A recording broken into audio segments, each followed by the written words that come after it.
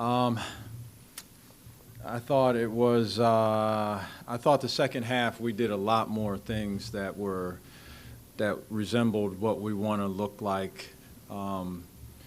We were probably better as far as finishers. Offensive was in the second half.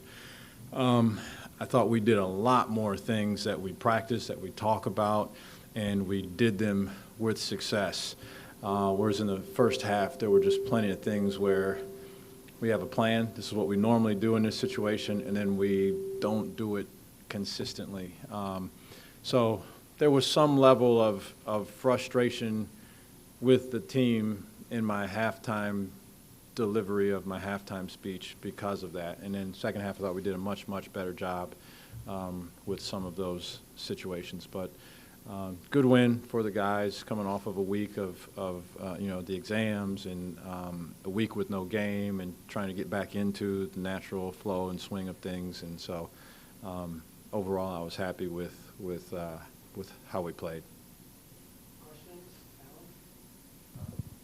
When you have a situation in the first half like the lengthy injury and things stop, what's the message to players in the huddle when you're trying to kind of get them to compartmentalize that and get back to playing a game when you know something else is going on?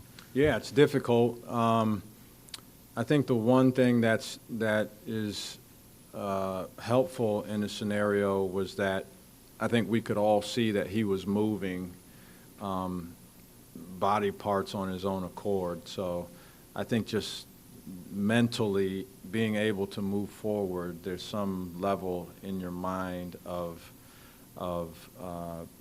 confidence in the outcome that allows you to a little bit more easily move on to playing a game. But I talked about refocusing and getting back to the business at hand, and it's easier said than done.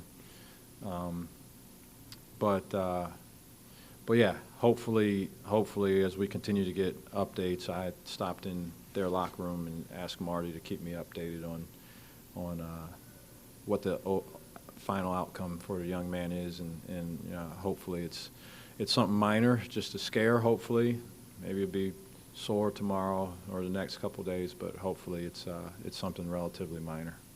My only source of frustration ever comes from my frustration never stems from not playing well. I mean, not performing well, or an opponent's faster or stronger or more athletic, or we got the ball in these great situations and we just didn't finish, or whatever the case may be. That doesn't incite frustration. It's more these things that are really reproducible. It mainly ends up happening on the defensive end. And the teams I've been around that have been really good or have found a way to achieve or exceed their ceiling are the teams that can do those things consistently, that care to do those things consistently. That's why I'm allowed to be frustrated on it, because I think you have to care to do those things consistently. You have to believe that they lead to winning. If you can't see it yourself, then you have to believe it because I said it.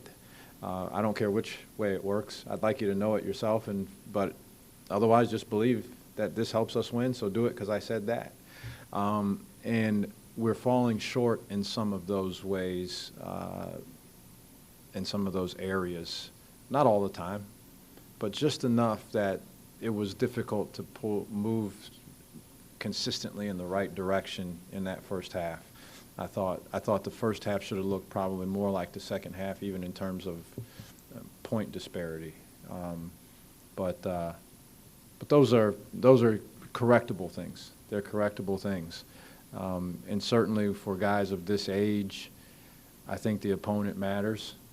I made an example before the game about a poker example, and I talked about the outs that you would have if you have a poker hand and you're behind in a showdown.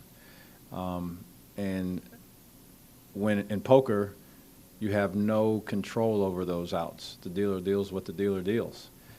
Whereas in basketball, you have some control. They had some outs.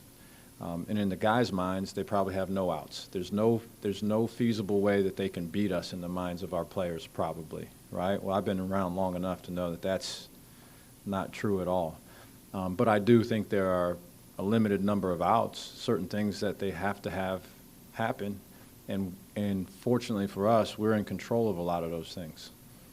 Transition points. We held them to 6, as it turns out, right? Offensive rebounds, second chance points, live ball turnovers, which obviously affects transition points.